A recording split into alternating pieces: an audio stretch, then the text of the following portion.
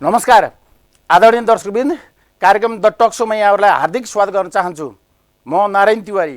कार्यक्रम the talk शोमा हामी समसामयिक विषयहरू, आम जनताका चासो, चिन्ता र सरकारका सवालहरू अनि राष्ट्रिय राजनीतिका विभिन्न एजेन्डा र समाजका विभिन्न मुद्दाहरूमा केन्द्रित रहेका कुराहरू छौँ। दर्शकवृन्द, आज हामी समसामयिक विषयहरू, राजनीतिक विषयवस्तुभन्दा बाहिर गएर एकजना युवाको सङ्घर्षपूर्ण जीवन, सफलताका बारेमा केन्द्रित रहेका कुराहरू छौँ।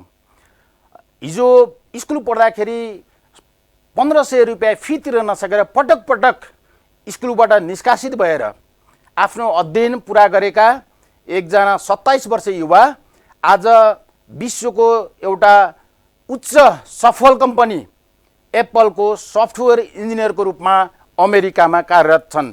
आज तिनै युवा अथवा क्षितिजराज लोहनीसँग आज हामी विशेष रूपले उनको जीवन, सङ्घर्ष र सफलताका कुराहरूमा केन्द्रित रहेर कुरा गर्छौँ।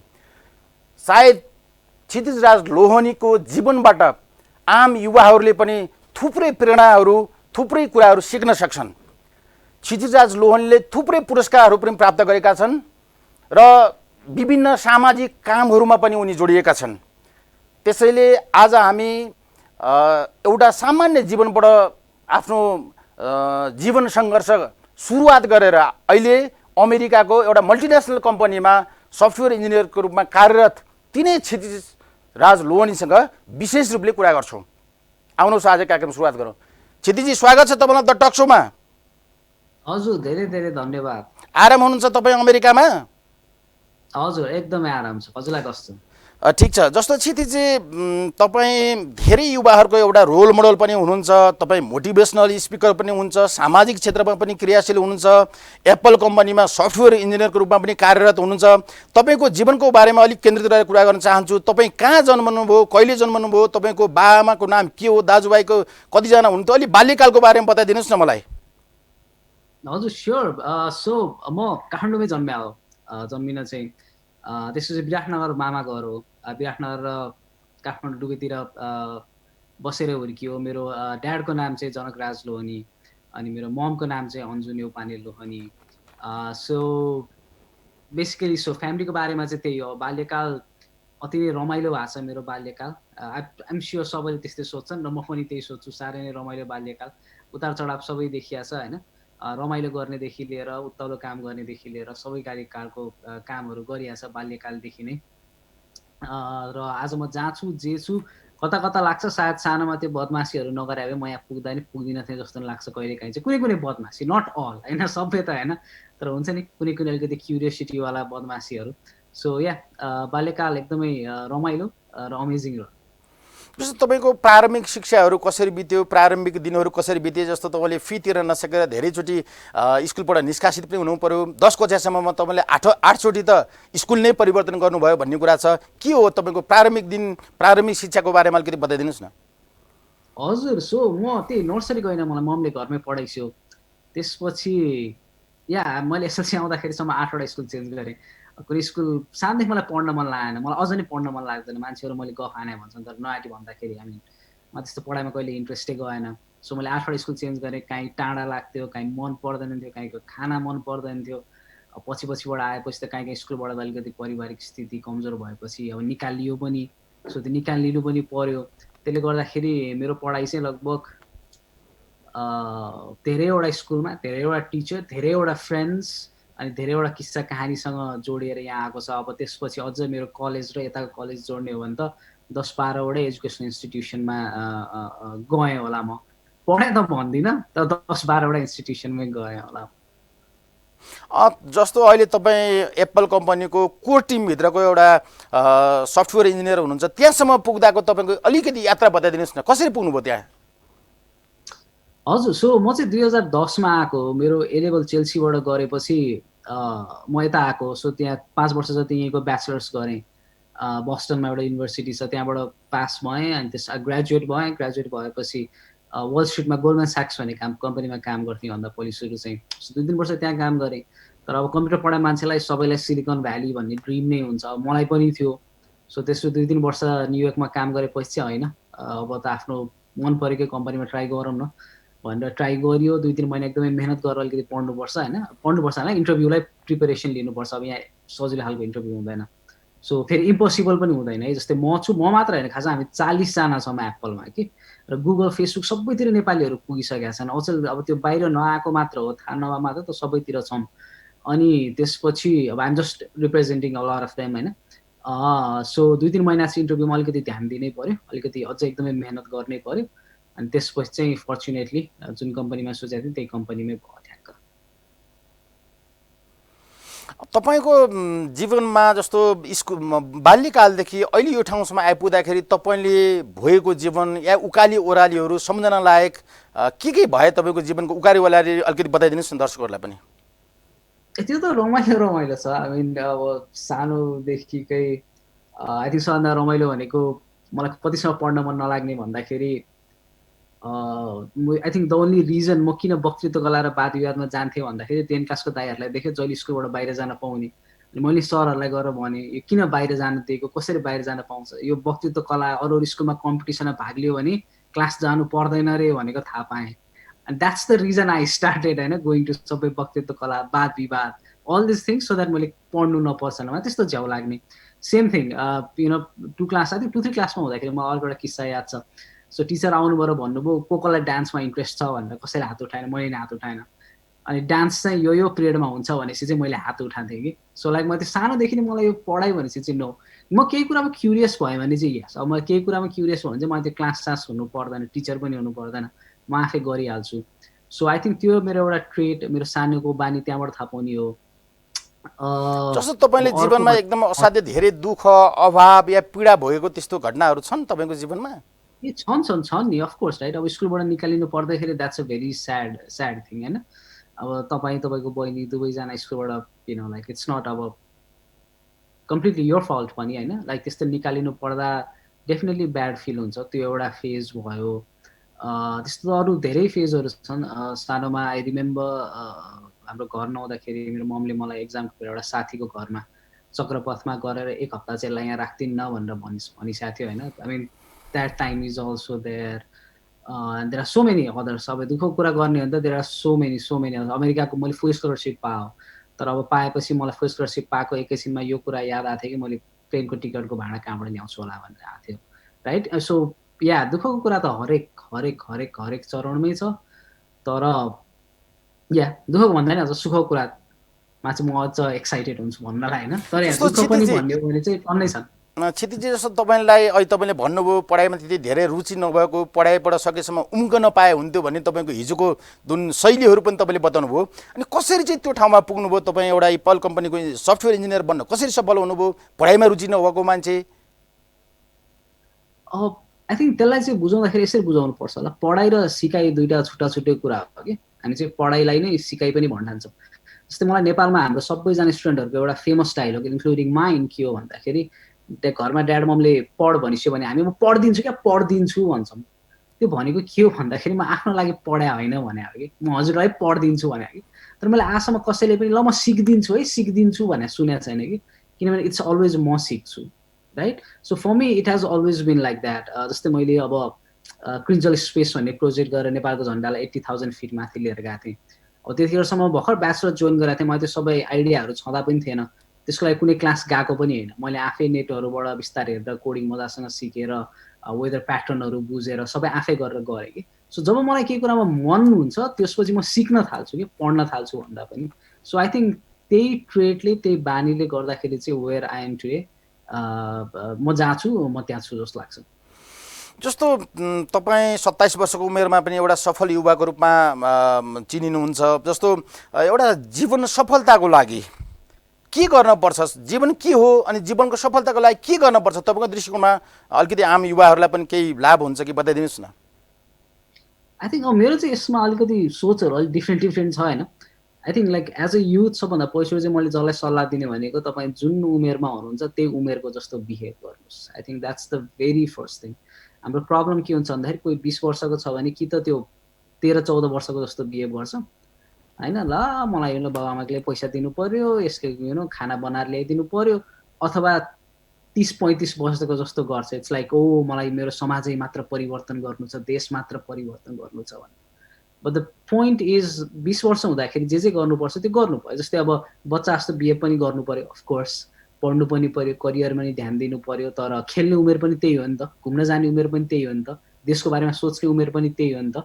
So I think if you really one enjoy every moment, जति वर्ष हो त्यति वर्षको जस्तो मात्र एक्ट गर्नु। Like I think if you just do that you will you know definitely लाइफको ट्र्याकमा केही हदसम्म चाहिँ सही बाटोमा गइन्छ जस्तो लाग्छ। जस्तो तपाईँले सामाजिक क्षेत्रमा अहिले धेरै कामहरू गरिरहनु भएको छ, जस्तो बच्चाहरूको फी तिर्दिनदेखि लिएर चाहिँ अमेरिकामा पनि समस्यामा परेका थुप्रै मान्छेहरूलाई तपाईँले मद्दत गर्नुभएको कुरा सुनिन्छ। के गर्नुभएको छ आम नेपालीहरूलाई तपाईँले चाहिँ सामाजिक हिसाबले के काम गरिरहनु भएको छ, अलिकति बताइदिनुहोस् न। हजुर स्योर। सो धेरै नै छ। अहिले चाहिँ मैले रिसेन्टली क्रिन्जल भन्ने अर्गनाइजेसन खोलेको छु, KRINJAL.org भन्ने। सो त्यहाँबाट चाहिँ हामीले धेरै गयो। शिक्षाको क्षेत्रमा चाहिँ मलाई त्यो पेन थियो नि त, के अरे मलाई स्कुलबाट त निकालेको थियो भन्दा। सो अब म त यहाँ पुगेँ, तर अझ पनि त्यो पेन त काहीँ छ नि त। जस्तै मलाई त्यो पेनसँग चाहिँ मेरो रिस हो कि, मेरो रिस मलाई कसले निकाल्यो, किन भन्दाखेरि त्यतिखेर पनि आखिर स्कुल पनि अब नेपालमा त बिजनेसै हो इन अ सेन्स होइन। उहाँहरूले केही कारणले फी टिचरहरूलाई गर्नको लागि माग्नु होला, मा त्यसमा नराम्रो केही छैन, तर त्यो पेन त अझ नि छ नि। मलाई त्यो पेनसँग चाहिँ फाइट गर्नु छ कि। सो त्यसले गर्दा शिक्षा दीक्षा भन्ने प्रोग्राम छ। शिक्षा दीक्षा भन्ने प्रोग्रामले चाहिँ हामी हरेक हप्ता नेपालको एउटा बच्चालाई स्कलरसिप दिन्छौँ, उसको हरेक वर्षभरिको तिर्दिन्छौँ। जस्तै अस्तिको वर्ष चाहिँ मैले यो प्रोग्रामबाट होइन कि मेरो आफ्नैबाट 33 जना विद्यार्थीलाई 1 वर्ष पढाएँ, उनीहरूको पुरै 1 वर्षको फी तिर्दै। अब यो वर्ष पनि फेरि तिनीहरूको पनि तिर्दिन्छु, प्लस अर्को 33 जनालाई पनि लिन्छु। होइन मेरो प्लान चाहिँ लाइक एटलिस्ट अर्कोचोटिसम्म 100 जनालाई चाहिँ आफैले पढाउँ भन्ने, मेरो पैसाले, फेरि उठाएको पैसाले, म आफूले कमाएको पैसाले त्यो गरिरहेको छु। शिक्षा दीक्षाबाट चाहिँ अरूहरूको सहयोगबाट हामीहरू नेपालमा हेल्प गर्छौँ। शिक्षाको क्षेत्रमा त्यो भयो। त्यसपछि मेन्टल हेल्थ, म त फेरि ओपनली पनि मेरो डिप्रेसन र अरूहरूको बारेमा मैले बोल्ने गरेको छु। सो त्यसले गर्दा पहिलो कदम.com भन्ने खोलेको छु। त्यहाँ चाहिँ हामीहरूले तपाईँहरूलाई जसलाई मानसिक अलिकति समस्या परे, गाह्रो छ जस्तो लाग्छ, दे क्यान कन्ट्याक्ट अस, अनि हामीहरू चाहिँ राइट काउन्सिलर, एक्सपर्ट भेरिफाइड काउन्सिलरहरूसँग कनेक्ट गराइदिन्छौँ। That is second thing. अब थर्ड थिङ भनेको चाहिँ अस्ति भर्खर हामीले अमेरिकामा यहाँ आएका स्टुडेन्टहरू जो थिए तिनीहरूले अब यहाँ भाडा तिर्न त गाह्रो परिरहेको थियो उनीहरूलाई कोभिडले गरेर। सो त्यतिखेर एउटा लोन स्किम पनि ल्याएको थियो, 0% लोन 2-3 वर्षमा तिरे हुने भनेर, होइन उनीहरूलाई घर भाडा तिर्न पुगोस् भनेर। सो हामीले त्यो पनि गऱ्यौँ। अनि अरू भनेको चाहिँ जस्तै नेपालमा कसरी हामी यहाँ बाहिर बसेर टप कम्पनीमा काम गर्छ, जस्तै गुगल, एप्पल, फेसबुक, बोइङ, होइन अनि हार्वर्ड, स्ट्यानफोर्डहरूमा काम गर्नेले कसरी नेपालीलाई चाहिँ कनेक्ट गराउँछौँ भनेर हामीले मेन्टरसिप चलाइरहेछौँ। सो मेरो चाहिँ सधैँभरि यही सपना थियो कि यदि होइन गुगलमा काम गर्ने कसैले वीरगन्जको कोही एउटा बहिनीलाई कोडिङ सिकायो भने कस्तो दामी होला है भन्ने म सधैँ सोच्थेँ।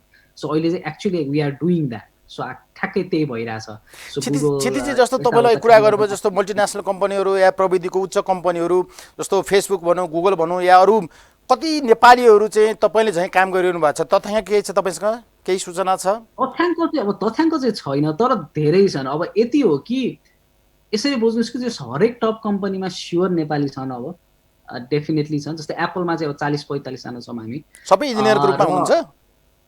हजुर 40-45 जना नै इन्जिनियरको रूपमा काम गर्नुहुन्छ एप्पलमा? हजुर म्याक्सिमम् इन्जिनियरै छौँ हामीहरू, सबैजना छौँ होइन। अनि त्यसपछि कस्तो टप युनिभर्सिटीहरूको डिनहरू समेत त नेपालीहरू हुन थालिसक्नुभयो। जस्तो सेन फ्रान्सिस्को केमिस्ट्री प्रोफेसर तारादाई हुनुहुन्छ, नेपाली नै हो, कहाँको इन्जिनियरिङको डिनै भइसक्नुभयो। सो यो बाहिर चाहिँ आएको छैन। अब त्यही भएर हामी क्रिन्जल कनेक्ट भन्ने एउटाबाट हामी यस्ता मान्छेलाई बाहिर ल्याउन खोज्दैछौँ होइन। तर खतरा ठाउँमा पुगिसक्यो नेपालीहरू, मभन्दा त अझ कति खतरा ठाउँमा पुगेछन्। क्षितिजी जस्तो तपाईँको जीवनको चाहिँ रोल मोडल भनौँ या प्रेरणाको स्रोत भनौँ या गुरु भन्ने तपाईँले को हो तपाईँको जीवनमा चाहिँ? अब अलिकति सेलिब्रिटी टाइपले हेर्ने हो भने चाहिँ मलाई इलन मस्क भन्ने मान्छे अति नै मनपर्छ। उसको हार्डवर्क, उसको एथिकहरू अति नै दामी लाग्छ मलाई। So definitely I would say फर्स्टमा इलन मस्क है। तर सेकेन्डमा हेऱ्यो भने चाहिँ कता म आफै पनि आफैलाई अति नै दामी लाग्छ कि, किनभने म जति दुःखबाट गएँ होइन त्योबाट सायद फेरि जानु पऱ्यो भने म सक्छु सक्दिनँ मलाई थाहा छैन। So lot of time actually I look up to myself. म आफैसँग कुरा गर्छु, आफैसँग हेर्छु। सो केही हदसम्म म आफूलाई पनि आफ्नो इन्सपिरेसन चाहिँ मान्छु। बिकज म जेबाट गएको छु त्यो सबै कुरा म बाहिर भन्दा नि भन्दिनँ। अफकोर्स त्यो कहिले आउँदैन कि, तर मलाई त थाहा छ नि त म कस्तो मान्छे हो भनेर। सो त्यसै सोच्दा त्यस्तो बबाल भन्न खोजेँ होइन, तर कता कता म आफूलाई पनि like I really feel good about myself. जस्तो सो म आफै तपाईँको आगामी दिनको योजना या सपना के छ क्षितिजी? मेरो त ठ्याक्क छ। अब एउटा चाहिँ एकदमै क्वान्टिफाएबल छ। जस्तै मलाई 100 जना बच्चाबच्चीलाई आफ्नै पैसाले पढाउनु छ, 100 जना मेन्टल हेल्थ पेसेन्टहरूलाई आफ्नै पैसाले उपचार गराउनु छ, र 100 जना मान्छेको घर आफ्नै पैसाले बनाइदिनु छ। सो यो चाहिँ क्वान्टिफाएबल भयो, ड्याङ ट्र्याक गर्न सजिलो होस् भनेर। अब अलिकति क्वान्टिफाएबल गर्न नमिल्ने त there are so many things, like education फिल्डमा I want to do something, अझ टेक इनोभेसनको बारेमा I want to do something, तर त्यो चाहिँ अब ठ्याक्कै क्वान्टिफाएबल छैन कि। So there are plans. I think I really want to work एजुकेसनकै फिल्डमा मन चाहिँ, र या जस्तो तपाईँ जस्ता प्रतिभाशाली युवाहरूले चाहिँ नेपालमा चाहिँ किन सम्भावना नदेख्नु भएको, किन बाहिर जानुभयो, र तपाईँको नेपाल फर्किने योजना चाहिँ के छ अलिकति बताइदिनुहोस् न। होइन सम्भावना नदेखेर होइन, अब सम्भावना नदेखेर भन्दा नि तपाईँको कहाँ गएर दामी अपर्च्युनिटी आयो त्यो हेर्ने हो नि त होइन। जस्तै मलाई अब अमेरिकाले फुल स्कलरसिप दिएर सित्तैमा खाना बस्न पढ्न केही पनि पर्दैन, आइजो भनेर बोलायो। अब त्यो भन्छ त of course I will come, right. मेरो केसमा अरूहरूको केसमा पनि त्यो अपर्च्युनिटीहरू हुन्छ नयाँ। बुझ्न के पर्छ भन्दाखेरि हार्वर्डमा पनि 1+1 2 नै हो, नेपालको चेल्स इन्टरनेसनल एकाडेमीमा पनि 1+1 2 नै हो कि। 1+1 अमेरिकामा चाहिँ 3 हुँदैन कि, राइट। पढाउने खासमा एउटै हो, तर तपाईँ यहाँ बस्दाखेरि जुन देश विदेशका साथीहरूसँग बसेर सिक्न पाउनुहुन्छ, कल्चर सिक्नुहुन्छ। म नेपाल पहिलोचोटि फर्किँदाखेरि आफै बसको लाइनमा बसेँ क्या रत्न पार्कमा, राइट। खासमा त्यो कुरा सिक्न बाहिर आउने हो कि होइन, त्यस्तो कुरा सिक्नको लागि। सो त्यसले गर्दा चाहिँ खासमा बाहिर आएको हो। यो सबै यो ग्लोबल अलिकति सिटिजन हुनुपर्छ अबको टाइममा भन्ने हिसाबले गर्दाखेरि। अब नेपाल फर्किने जुन सन्दर्भ छ त्यसमा त अस्ति भर्खर मैले एउटा स्पिच दिएको थिएँ, अनि म मेरै एक्जाम्पल दिन्छु। जस्तै म चाहिँ के भन्थेँ भन्दाखेरि, र ठ्याक्कै त्यस्तै पनि भयो कि, म चाहिँ पहिले सधैँ के भन्थेँ भन्दाखेरि, जस्तै नरेन्द्र मोदीजीले सुन्दर पिचाईलाई, गुगलको हेडलाई होइन, गुगलमा भेट्न जाँदाखेरि अरे सुन्दर भाइ क्या कर रहे हो अमेरिका में, नेपाल में आओ भनेर सोध्यो होला त। आइ एम डेफिनेटली स्योर उहाँले सोध्नु भएन कि। उहाँले के भन्नुभयो होला भन्दाखेरि, आप बढिया कर रहे हो, इन्डिया में भी कुछ गूगल का कुछ बनाओ भन्नुभयो होला। त्यही भएर अस्ति भर्खर अब गुगलले $10 बिलियन इन्भेस्ट भयो होइन। अब नेपालको चाहिँ के हुन्छ, नेपालको चाहिँ आएको भइदिए कहाँ अमेरिकामा काम गरेर बसेर नेपाल आऊ भन्ने जस्तो हुन्थ्यो कि। सो इट्स लाइक कहाँ बसेर भन्दा नि अफकोर्स बस्नु त नेपालै मन छ म, अफकोर्स, तर यतिखेर मेरो देशलाई म यहाँ बसेँ भने झन् बढी फाइदा छ कि। सो त्यसले गर्दा चाहिँ जुन दिन मलाई लाग्छ म नेपालै आएर अझ बढी फाइदा हुन्छ भने म त्यो दिन नेपालै आइपुग्छु। तर अहिलेको लागि जसरी गुगलले $10 बिलियन लगेर इन्भेस्ट गर्न सक्यो, आखिर हामी सबै मिलेर पनि एटलिस्ट कुनै ठुलै कम्पनीहरूको नेपालमा खोलाउने पहल गर्ने हो कि। सो आई थिङ्क हाम्रो रोल चाहिँ त्यता आउँछ कि। सो त्यसले गर्दाखेरि अहिले ठ्याक्कै नेपाल फर्किसक्ने बेला भएको छैन मेरो लागि चाहिँ। भनेपछि तपाईँहरूले विदेशमा सिकेको सिप, ज्ञान या आर्जन गरेको केही पुँजी चाहिँ विस्तार या नेपालमै फर्कनुपर्छ, नेपालमै लगानी गर्नुपर्छ, नेपाललाई नै जोड्नुपर्छ भन्ने तपाईँको आह्वान हो होइन, सबै विदेशी एका नेपालीहरू। Of course right. नेपालमै हुर्कियो, नेपालमै सबै कुरा गरियो। सो अफकोर्स त्यही त त्यो like we have to do it. जस्तो क्षितिजी अमेरिकाबाट चाहिँ नेपालले के सिक्न सक्छ, तपाईँले त्यहाँ के सिक्नुभयो, तपाईँ के भन्न चाहनुहुन्छ अमेरिकाबाट नेपालले के सिक्न सक्छ, नेपालीहरूले के देख्नुभयो त्यहाँ तपाईँले? आई मिन अब धेरै नै कुरा छ राइट। आई थिङ्क यहाँ चाहिँ मान्छेहरू जे गर्छन् आफ्नै लागि गर्छन्, र like they will always try to do अरूहरूलाई काम। वर्क एथिक अति नै बवाल छ कि, जुन एउटा वर्क एथिक भन्छौँ नि हामी, वर्क एथिक भनेको चाहिँ यहाँ अति नै मान्छेहरू सिरियसली नै लिन्छन् वर्क एथिक भन्ने कुरालाई। र यहाँ जे पनि मान्छेहरू इन्डिपेन्डेन्टली आफ्नो लाइफमा आफै सिकेर अगाडि बढ्न चाहन्छन् कि। एउटा सानो एक्जाम्पल भनेको, म झुटो नबोलिकन भन्दाखेरि, म पहिलोचोटि आएँ, क्लासमा बसेँ, इन्जिनियरिङ क्लासमा बसेँ अमेरिकामा। सो एक्जाम भयो, क्विज भयो, साइडमा एउटा साथी थियो, त्यसलाई मैले क्यालकुलसको त्यसलाई केही पनि आएन कि, हामी त अब क्यालकुलस पहिले सुन्ने गरेर आइसक्यो। टिचर बाहिर गयो, मैले हेर्न त हेर भनेर भने कि उसले त्यही पनि हेरेन कि, टिचर बाहिर हुँदा पनि। अब हाम्रो कुरा मेरो कुरा गर्ने हो भने लास्टको 15 मिनट त हामीहरू टिचर भए पनि सार्नतिर लाग्थ्यौँ कि। तर यहाँ अनि मैले बाहिर गएर सोधेँ त किन त्यस्तो गरेर, टिचर थिएन, मैले देखाइदिरहेको थिएँ भन्दाखेरि या तर म के सिक्न त सिक्दिनँ थिएँ नि त, राइट? मार्क्स पो आउँथ्यो त, सिक्न त सिक्दिनँ थिएँ म सिक्थेँ त भने। उसले अर्कोचोटि त्यो सेमेस्टर रिपिट गर्यो कि, तर बुझेरै निस्क्यो कि।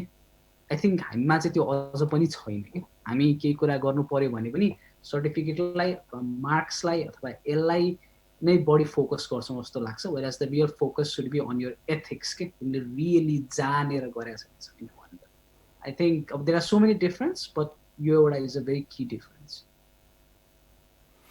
क्षितिज, जस्तो म नेपालका युवाहरूको बारेमा एउटा प्रश्न तपाईँलाई राख्न चाहन्छु। जस्तो पछिल्ला समय यो कोभिड-19का कारणले पनि धेरै युवाहरूमा एक खालको तनाव सिर्जना भएको छ आगामी दिनको बारेमा। अनि युवाहरू आफैमा पनि समस्या छ, रोजगारको समस्या छ, आर्थिक समस्या छ, धेरै युवाहरू चाहिँ पलायन हुन चाहन्छन्। समग्र युवाहरूलाई तपाईँको सन्देश के? समग्रमा सबै नै युवालाई समट्ने हो भने त त्यो अघि मैले जुन भनेको थिएँ, तिमी आफ्नो जुन उमेरमा जे हो please try to act like that. जति वर्ष छौ तिम्रो रेस्पोन्सिबिलिटी तिम्रो रमाइलो गर्नुपर्ने कुरा के हो त्यो सबै कुरा गर। सबैलाई समेट्दाखेरि चाहिँ त्यही हो मेन कुरा भन्नुपर्ने। र अर्को अब जुन यो कोभिडले अलिकति आत्तिएर यताउता भइरहेछ भनेको, अब लाइफमा त्यो प्रब्लम त सधैँ आइ नै हाल्छ। कोभिड सक्यो भने पनि I'm sure if you know once we go back अर्को केही ठुलो आइहाल्ला होइन। यही रेन्जमा नआउला, तर प्रब्लम त सधैँ आइरहेको छ नि। कोभिड सकिने बित्तिकै हाम्रो सबै अरू प्रब्लमहरू सकिने हो र होइन नि, राइट? सो कोभिड त अहिले बिचमा त्यो एउटा टेम्पोरेरी ब्लक जस्तो भन्न मात्र आएको हो। सो त्यसले गरेर अब आत्तिहाल्नु पर्दैन। र एउटा कुरा चाहिँ मैले हिजो मात्र पढेको थिएँ, लाइक तपाईँको अहिलेको लाइफ भनेको चाहिँ तपाईँले 3 देखि 5 वर्ष अगाडि के डिसिजन लिनु भएको थियो त्यसमा भर पर्छ अरे कि, which is so true, right? म आज यहाँ किन हजुरसँग कुरा गरिरहेको छु भन्दाखेरि 5 वर्ष अगाडि म ग्रेजुएट भएपछि मैले एप्पलतिर जान थालेको थिएँ नि त, साइड। सो त्यसको कनेक्सनले गर्दाखेरि आज हजुरसँग भयो। सो यसै गरी अहिलेको the action that you are doing right now will definitely determine your होइन नेक्स्ट 5 years के। सो त्यसले गर्दा त्यो चाहिँ जहिले पनि ध्यान राख्नु, धेरै प्रेसरमा नपर्नु। तर यति हो कि मान्छेहरू भन्छ नि हाम्रो हातमा त केही पनि छँदै छैन, हामीले त केही गर्नै मिल्दैन भनेर। That's not true. तिमीहरूले जे गर्छौ 5 वर्षपछि जे हुन्छ त्यो अहिलेकै कारणले गर्दा हुन्छ। जस्तो नेपालका युवाहरू या युवा लिडरसिपबाट तपाईँ कतिको आशावान हुनुहुन्छ? नेपालका युवाहरूले साँच्चै नै देशलाई बदल्न सक्छन्? अहिलेका युवाहरूको, सबै पार्टीहरूको, सामाजिक युवाहरूको अवस्था देख्दाखेरि, उहाँको क्षमता शैली देख्दाखेरि तपाईँ के भन्नुहुन्छ? बदल्नै त थाहा छैन। बदल्नु भने त चेन्जै गर्नुपर्ने हो होइन। अब त्यो त्यो त अर्कै कुरा भयो। तर बेटर बनाउन सक्छ। I think the word better बनाउन सक्छन् भने चाहिँ म एकदमै आशावादी छु कि बेटर बनाउन सक्ने चाहिँ छन् अहिलेका युवाहरूमा तपाईँ आशा गर्नुहुन्छ होइन? यस यस यस, अफकोर्स। जस्तो नेपालका नेताहरू या उच्च पदस्थ व्यक्तित्वहरू अमेरिका जाँदा होस्, क्षितिज तपाईँलाई भेट्ने चाहिँ गर्नुहुन्छ भन्ने सुनिन्छ। नेपाल आउँदाखेरि पनि तपाईँहरू उहाँहरूलाई भेट्ने या तपाईँको समाजका अलिकति स्थापित मान्छेहरू, समाजलाई नेतृत्व गरिसकेका मान्छेहरूसँग तपाईँको थुप्रैसँग उठबस हुने गरेको छ भन्ने सुनिन्छ। कोसँग छ तपाईँको नेपालका मूर्धन्य व्यक्तित्वहरूसँग कोसँग तपाईँको सम्बन्ध छ, कुराकानी हुन्छ? के भन्नुहुन्छ उहाँहरू?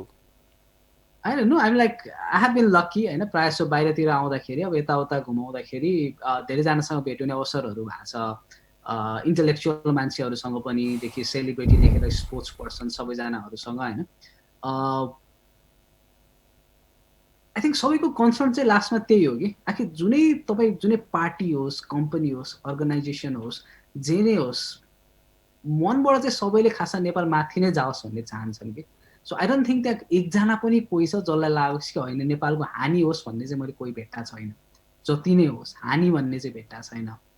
सो त्यसले गर्दाखेरि एक तरिकाको हेल्पफुल पनि छ। तर अर्को तरिकाको चाहिँ फेरि उहाँहरूसँग कुरा गर्दाखेरि अलिकति उहाँहरू चाहिँ फ्रस्ट्रेट भइसक्या हो कि होइन।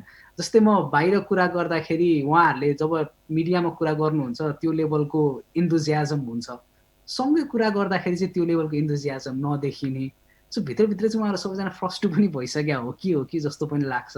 तर फेरि बाहिर मिडियाहरूतिर हेऱ्यो भने चाहिँ oh no, like you know this person is एकदमै एनर्जेटिक जस्तो पनि लाग्छ। सो त्यसले गर्दा जो सबैतिरको भित्री बाहिरी सबै देख्न पाइरहेको छ। जस्तो हजुर अन्तमा क्षितिजी, जस्तो तपाईँ मेमोरीको पनि पहिलो पटक रेकर्ड राख्ने मान्छे हुनुहुन्छ नेपालको। तपाईँले राष्ट्रिय पुरस्कार पनि थुप्रै पाउनु भएको छ होइन। तपाईँले अन्तरिक्षमा नेपाली झन्डालाई पुर्याएर राष्ट्रिय गान पनि बजाउनु भयो, त्यो बाबत पनि राष्ट्रपतिले तपाईँलाई सम्मान गर्नुभयो। थुप्रै पुरस्कारहरू पाउनुभयो। अन्तमा अहिले पछिल्लो समयमा विजय साई भन्ने एकजना युवा जसले वर्ल्ड रेकर्ड कायम गरे भन्ने मेमोरीमा चाहिँ रेकर्ड कायम गरे भन्ने आइरहेको छ। यसमा चाहिँ तपाईँको प्रतिक्रिया के हो बताइदिनुहोस् न। किनभने तपाईँले नेपालकै विज्ञहरू राखेर तपाईँले रेकर्ड तोड्नु भएको थियो, पहिलो रेकर्ड राख्नु भएको थियो तपाईँले। अहिले विजय साईको बारेमा यत्र बहस छन्, तपाईँ के भन्नुहुन्छ? तपाईँको दृष्टिकोण के हो विजय साई बारे, उहाँको रेकर्डको बारेमा? सो मैले धेरै पढाएको थिएँ 2061 सालतिर, होइन 61 साल माघ 13 गते गरेको थिएँ। त्यसपछि मैले 125वटा शब्द सम्झेर गरेको थिएँ। सो त्यतिखेरदेखि म मेमोरीको फिल्डमा छु कि होइन। म एकदम अझ पहिले जस्तो प्र्याक्टिस त छैन, तर म एकदम न्युजहरू हेरेर आउँछु, के भइरहेको हुन्छ। सो अस्ति विजय साईको नै मलाई एकजनाले पठाउनु भयो। यहाँ चाहिँ म के भन्न चाहन्छु, यदि त्यो कुरा हो भने लास्टै बवाल कुरा, आजसम्म विश्वमा कसैले त्यो गरेको छैन। यदि हो भने है, कुरा त्यहाँ आउँछ। यदि हो भने चाहिँ म त उहाँको त्यो छेउ पनि आउँदिनँ। यदि हो भने म मात्र होइन, आजसम्म म जस्तै यो कति मेमोरी एथलिटहरू नै भन्छन् कि होइन। अस्ति भर्खर नेल्सन डेलिस भन्नेले अमेरिकाबाट नि हाल्नुभयो होइन। सो यो भन्दा एकदमै दामी हो। बट द प्रब्लम इज, मैले देखेको प्रब्लम चाहिँ जस्तै मैले गर्दाखेरि मलाई भेरिफाई नास्टले गरेको थियो कि होइन। तत्कालको नास्टले गरेको थियो, विज्ञहरू आएर गर्नुभएको थियो होइन। जस्ट अब उहाँको चाहिँ के हुन्छ, उहाँको चाहिँ अब युट्युबमा गइदिनुहुन्छ, कहाँ गइदिनुहुन्छ, यसो गरिदिनुहुन्छ। सो मलाई एकदमै मनपर्छ क्या त्यो मान्छे। सो उहाँलाई मेरो जेन्युन रिक्वेस्ट के हो भन्दाखेरि, एकचोटि जस्तै मैले नास्ट राखे जस्तै, विज्ञ राखे जस्तै कोही राखेर गरिदिनु, अनि यो सबको मुख चुप लगाइदिनु कि, इन्क्लुडिङ माइन्ड, यदि हो भने होइन। र अर्को भने चाहिँ यो वर्ल्ड मेमोरी च्याम्पियनसिप भन्ने हुन्छ क्या दाइ होइन। सो यो वर्ल्ड मेमोरी च्याम्पियनसिपमा गएर नेपाललाई जितायो भने त अनि त कसले के बोल्न पाउनु त नि। सो यो वर्ल्ड मेमोरी च्याम्पियनसिप भन्ने चाहिँ एकचोटि हेर्नु र please go represent Nepal and win for us. So उहाँको बारेमा चाहिँ म यति भन्न चाहन्छु, यदि हो भने चाहिँ यो कुरा साँचो हो भने चाहिँ आजसम्म मेमोरीको फिल्डमा यस्तो कोही मान्छे आएको थिएन, यदि हो भने चाहिँ। हुन्छ क्षितिजजी, आजको हाम्रो कार्यक्रम यहीँ सकिन्छ। अमेरिकाबाट भए पनि हामीसँग जोडिनुभयो, महत्त्वपूर्ण विचारहरू, आफ्नो अनुभवहरू, केही सुझावहरू पनि राख्नुभयो। तपाईँलाई धेरै धेरै धन्यवाद। एकदमै मलाई बोल्ने अवसर दिनुभयो, त्यसको लागि धेरै धेरै धेरै धन्यवाद। आदरणीय दर्शकवृन्द, कार्यक्रम हेरेर साथ दिनुभएकोमा तपाईँहरूलाई पनि धेरै धेरै धन्यवाद। आजको कार्यक्रम यहीँ सकिन्छ। कार्यक्रमबाट म प्रस्तुता नारायण तिवारी पनि बिदा चाहन्छु। नमस्कार।